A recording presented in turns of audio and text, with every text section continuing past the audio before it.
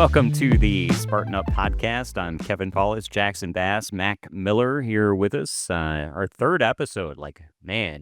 Feels like we've been on forever. No? Yes? Maybe? I would say so. I mean, it's been a couple weeks, but I've enjoyed it. So Breaking off knowledge, Mac. Yeah, I mean, I think that this has been pretty fun. Doesn't feel like we've done this forever, but I wish we could do it more, if I'm going to be honest. Twice a week. We're going for it. We're going to start twice a week. Let's do 3.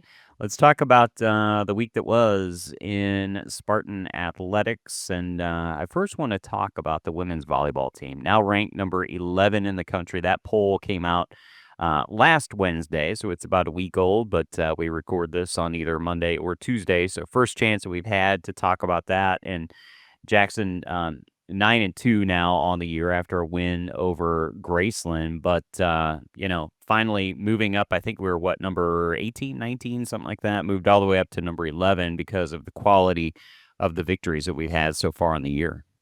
Yeah, and I mean, it's been a consistent story. We've consistently competed at a high level, except for a couple of those. It's usually the games that we're not expected to lose. Like, it's the games that we're like, oh, this is totally a shoe-in.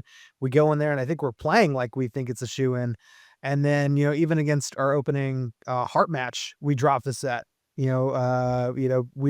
kind of expected some of our backups to step up in that set that we dropped, but just got a little bit away from us, and that's how we took over that 3-1 win over Graceland.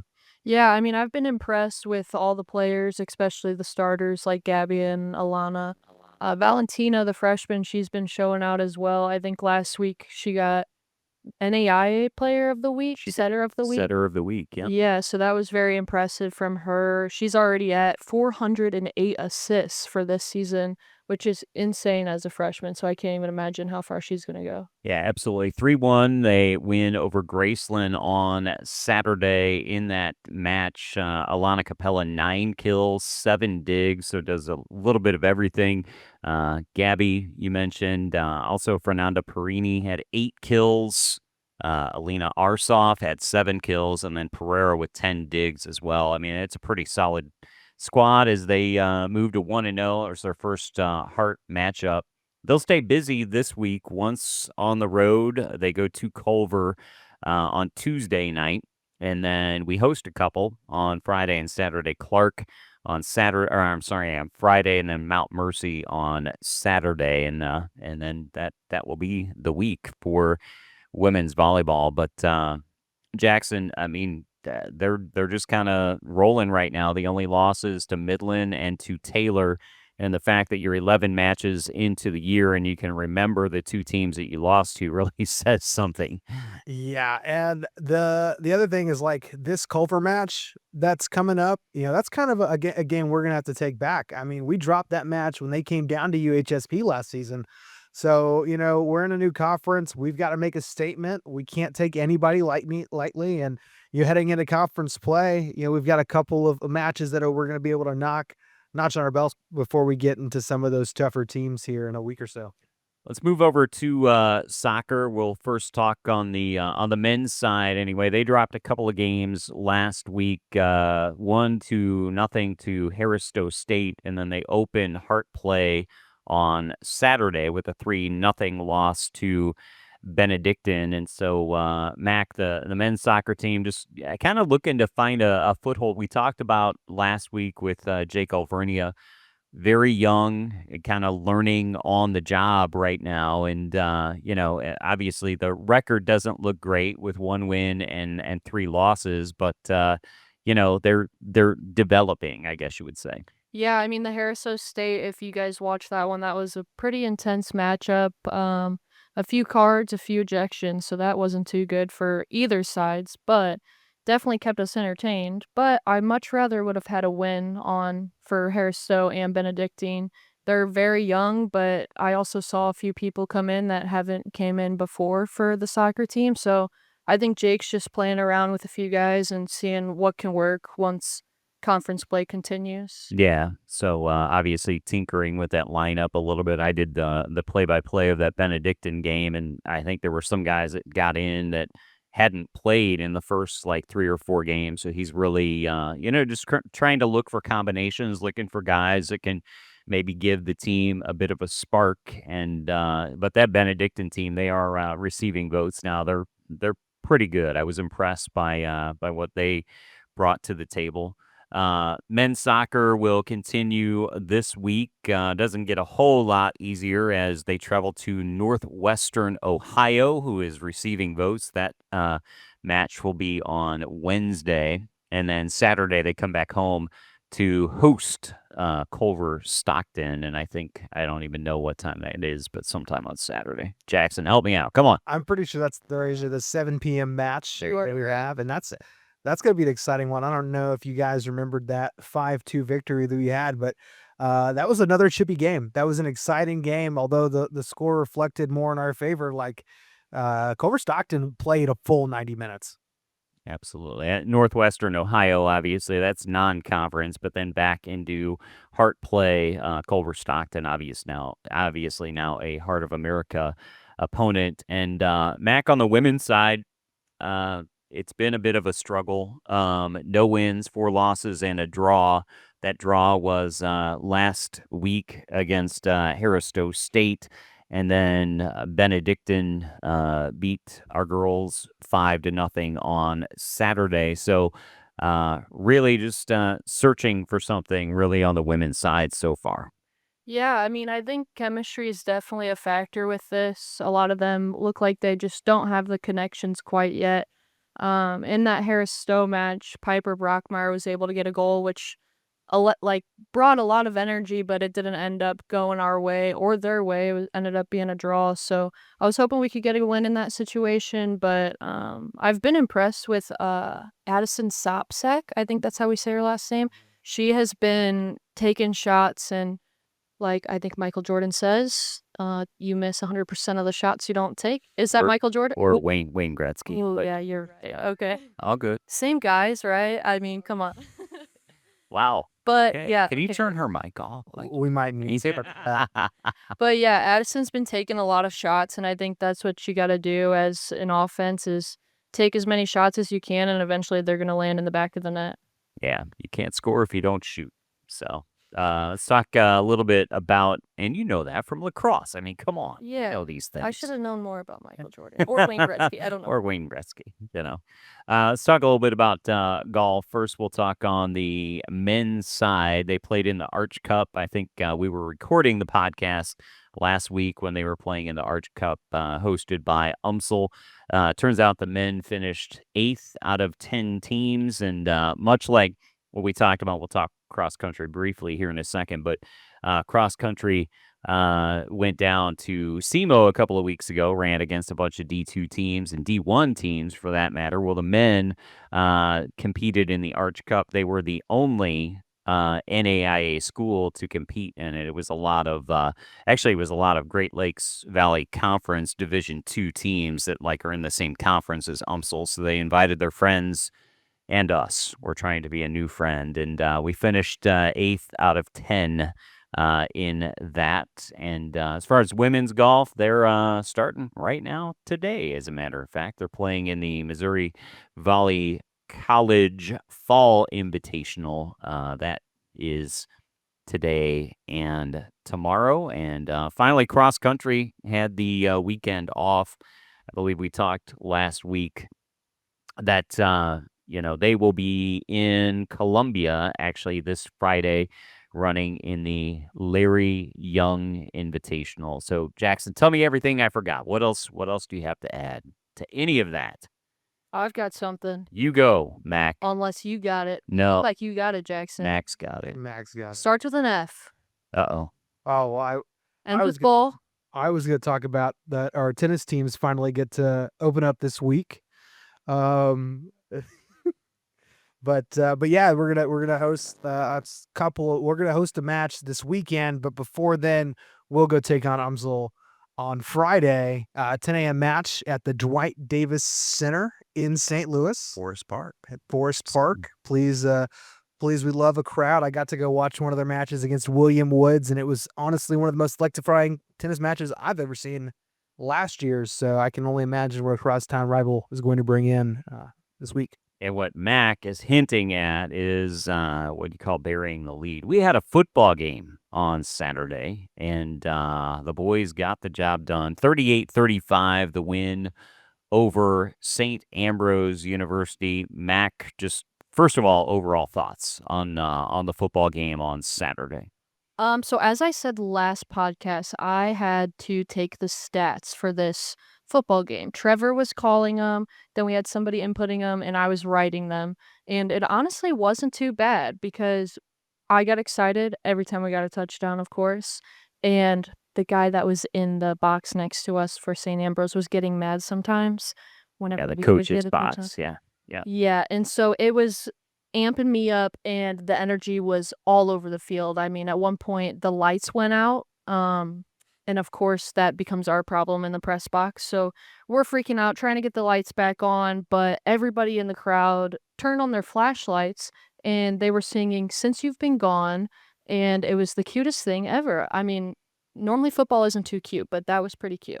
I don't know if I would call it cute. I mean, Come on. it is football. I would say it was cool. I would say it might be something we plan in the future. Let's just turn the lights out periodically and sing Kelly Clarkson songs. What do you say, I- Jackson? I mean, I thought it was one of the coolest things I've ever seen. Seen everybody light up their flashlights and belting out some good old Kelly Clarkson. Not the cutest. Probably not. I don't think I would describe really anything as cute, but All right. Wow. maybe like a Remember that. puppy. Wow.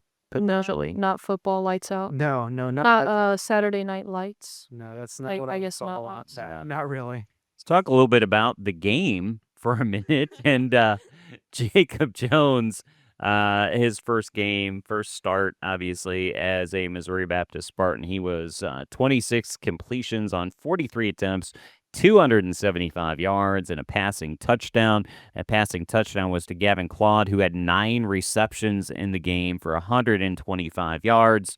And that receiving touchdown. Jacob Jones also did it with the legs, maybe more importantly with the legs, 14 carries, 70 yards, 2 rushing touchdowns. So we were excited to have Jacob Jones as our quarterback, and he did nothing to dispel that excitement with what he did on Saturday night.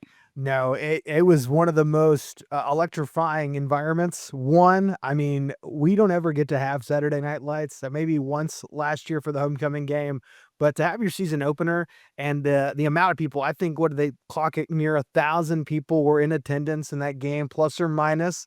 And I'll tell you, both sides showed up and showed out. The St. Ambrose faithful traveled well.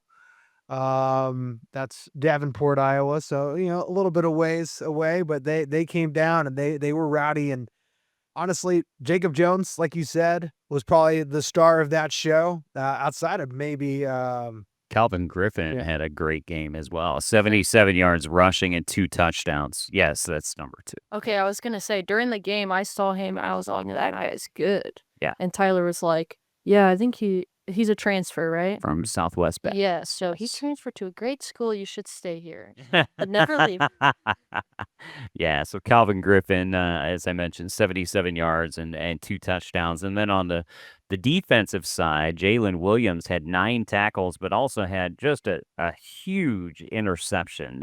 When St. Ambrose was driving, steps in front of a pass, returns it 65 yards down to the 18-yard line, and really flipped the momentum of the game. That, let's be honest, the defensive backfield of Missouri Baptist was under fire the entire night, gave up almost 500 yards of total offense, which is not great, but they got the win. Evan DeWild, 10 tackles on the night, was outstanding as well. So I do want to talk about one thing. I mean, obviously we talked football, have been talking football, waiting for it to start.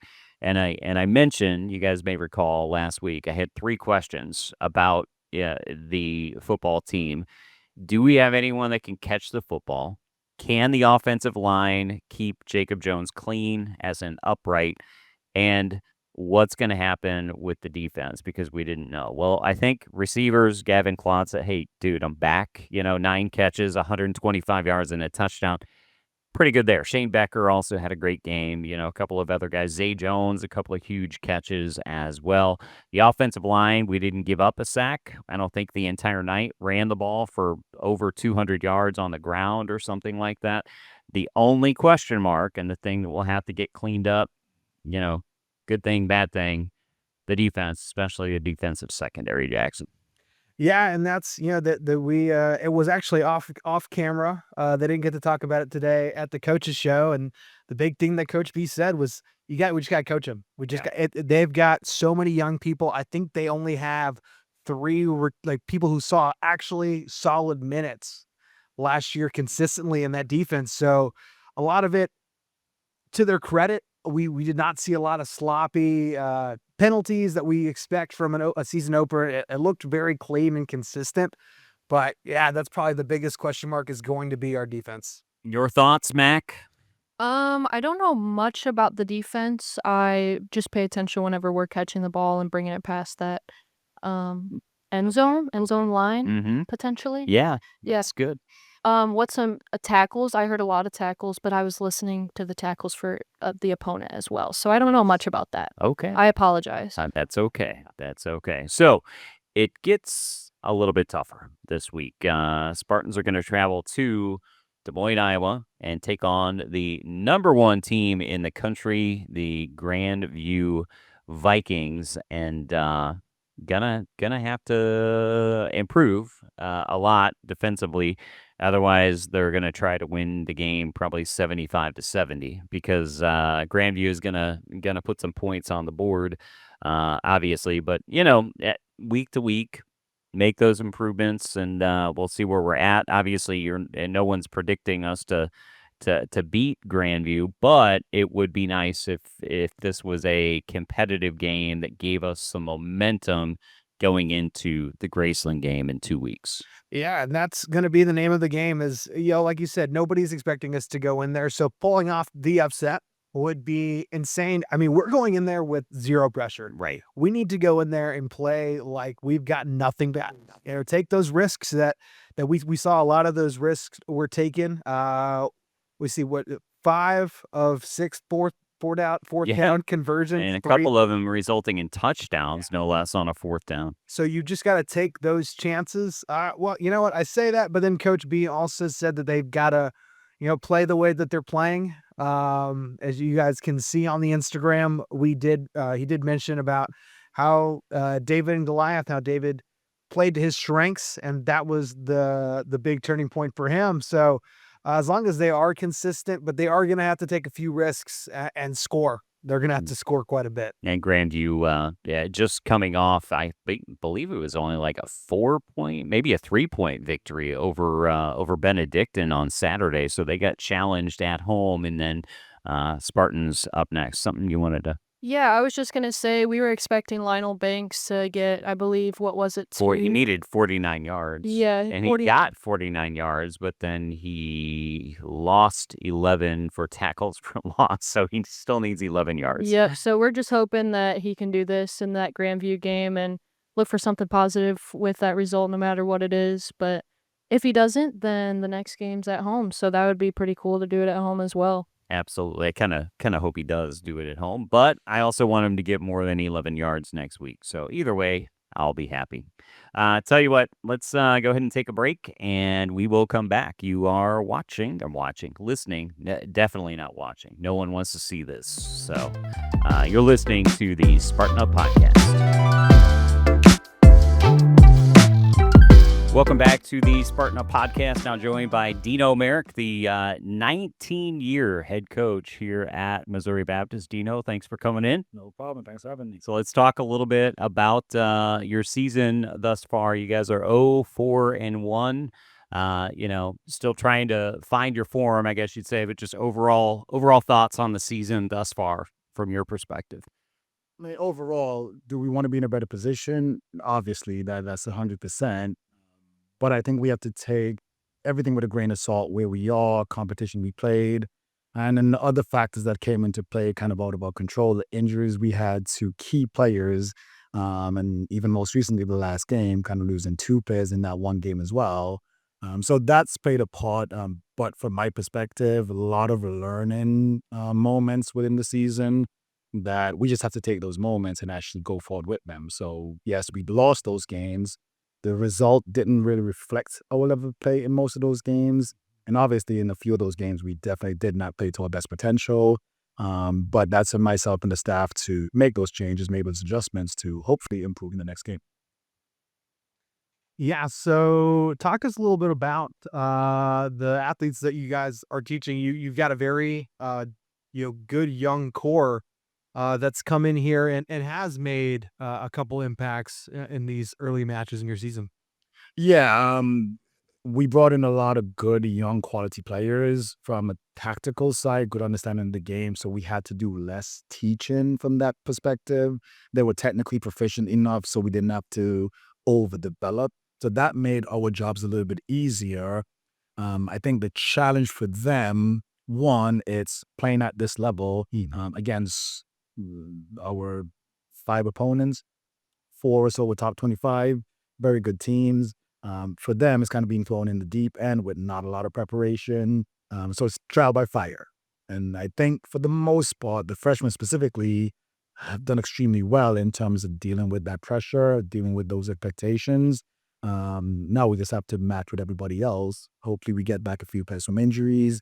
But I think for them personally, it's growth because they know now what to expect for the rest of the year, even going into next year and the season beyond. So to me, it's positive seeing the steps they've taken, the growth they've made over the month that we've had them all together. It's almost, every year, I guess it's not, humorous, but, like, I look at your schedule, and I'm like, "Alright, number 8, University of the Cumberlands, number 14, Campbellsville, you're gonna play I'm sorry, Cumberland's University, on Wednesday." Do you just go through the top 25 and just decide, we're gonna play them all every year or something? Or? No, but I guess there's a method to my madness in terms of how I think. I don't think the players always agree with me, which is okay. But there is a method to my madness. The big thing for me, I want my students to have an experience. It's one thing for us to get all these teams in that don't have the quality. We don't get to challenge ourselves, stretch ourselves. But I want my players to say after 4 years, they play the best players in the country. They play the best teams in the country.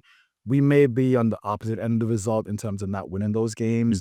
But from a personal standpoint, they can say they've always been challenged every game that we play. No game was ever easy. The competition allowed us to grow as players.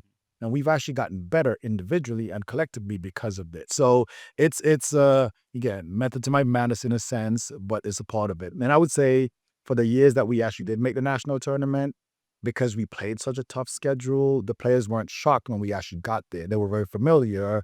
We played the number 1 team in the country, William Carey, at one point. I think both times we went, we actually played the number 1 team in the country, Lindsey Wilson, William Carey, but the players were very comfortable because they were used to that level of competition. Sure. So that's kind of my method to my madness. And it's Test them early, and they'll be ready late. exactly Yeah. that's the point. Yeah. And with the results you guys have right now, what's kind of the thing you've been preaching to your young ladies? Learn. Like that's the big thing. What can we learn from the results that didn't go our way? It's not just about winning and losing. I know every coach wants to talk about wins and losses. That's the barometer in which they're measured. But to me, it's growth. Can my players grow quicker over the next week based on what we've learned in these past 4 or 5 games, and then adapt and become better? I don't think it's going to get easier just because the challenges are still going to be there. We're still going to play top 25 teams. We're still going to play teams receiving votes. So the level won't drop in terms of competition we face. So my hope is that they've learned, made adaptations to their personal game, to the game of the team, and then we're just better in certain moments. That's the hope. Now, if we don't get there, we still have to make the corrections. But the hope is that they can learn from all these trials we've been through and become better on the other side. So I'm gonna ask, almost the same question, but a different way, because you talked about learning. What have you learned about this group of girls just because of the adversity that you've been through? These first 5 games, um, some have been hard to watch. 5-0 is not fun for anyone to watch, to play, to coach, or anything. But what have you learned about these girls after 5 games of the season? I think one of the big things we've learned, and I know people talk about this a lot, like there's a resiliency within this team. There is.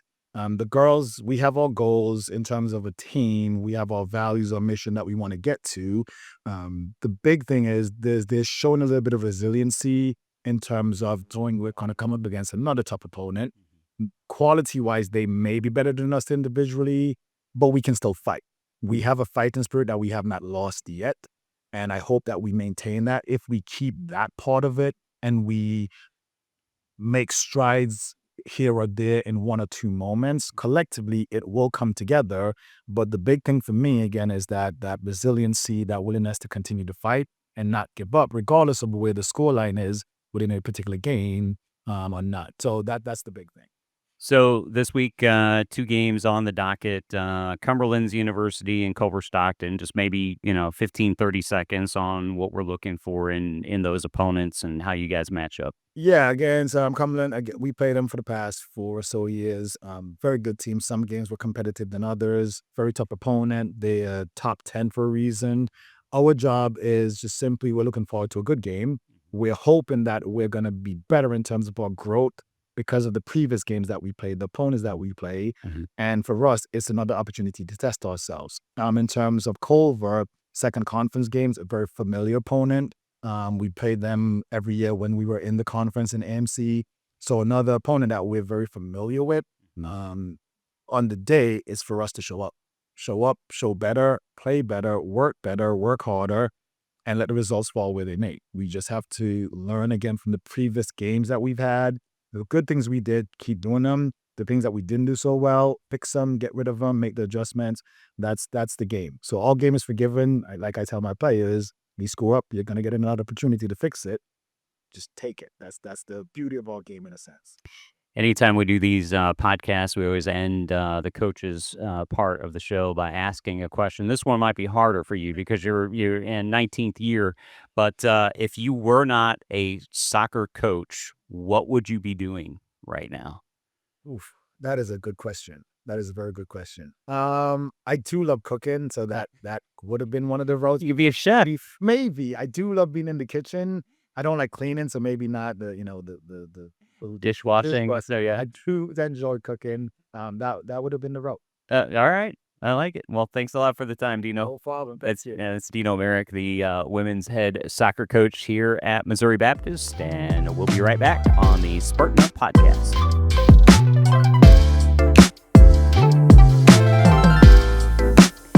Welcome back to the Spartan Up Podcast with Jackson and Mac. I'm Kevin, and at this point in the week, we always talk about what we are most excited about. We're going to start with Mac this week. What excites you this week, Mac? Yeah, I mean, I'm excited for men's soccer to play another 2 games this week. It's going to be a tough one with the receiving votes, Northwestern Ohio, but I hope that we can at least get something in the back of the net and we can collectively have chemistry and work together. And I'm just excited to make a graphic that says we just beat this team and nothing more. Yeah, good stuff. Men's soccer 1-3 on the season, and they are, to Mac's point, they are having trouble scoring goals. They did not score a goal in 2 matches last week against Harris Stowe and Benedictine. So we'll see how that goes. Northwestern Ohio and Culver Stockton on the docket for this week. So Jackson, what are you most excited about as far as Spartan Athletics this week? I am beyond excited to have our women's volleyball team back in the SRC. It has been, a little bit of a gap. Last year we didn't even get to see them, but once in August, and we had them here for a whole bunch of matches. But finally getting to get their conference slate here at home for a couple of matches is probably the thing that I am the most excited for. So you kind of stole mine, but I'm gonna say it for a different reason. Like the women's volleyball, I'm most excited because they will play at Culver on Tuesday. Then they're gonna come home. We do get to see them Friday and Saturday, Clark and Mount Mercy. And believe it or not, they play these 3 matches this week. That'll give them 14 total on the year. But more importantly, they'll be 1/5 of the way through their initial Heart of America conference already by this weekend. When they play Culver, Clark, and Mount Mercy, they're already 1/5 of the way through their conference schedule. And I'm excited about that because I think they do have a legit chance at claiming our first ever regular season Heart of America conference title. So, we'll see. No pressure on them, but it comes at you quick now. I mean, they got through, our big tournament here, and then they went to Upland and played at Taylor and played a bunch of good teams there as well. But now they're settled into conference play, and they're going to be, through 4 of their 20 games in the conference by, Saturday afternoon at 5 o'clock or something like that. It's just crazy to think about. That's absolutely nuts. Yeah. So, all right. Well, that's going to do it for this edition of the Spartan Up podcast. Thanks for joining us, and make plans to join us next, probably Tuesday or Wednesday, Monday, whatever, whenever we feel like recording it. Maybe Monday. I don't know. We'll see. So, all right. That's the Spartan Up podcast for Mac and Jackson. I'm Kevin. Have a great week.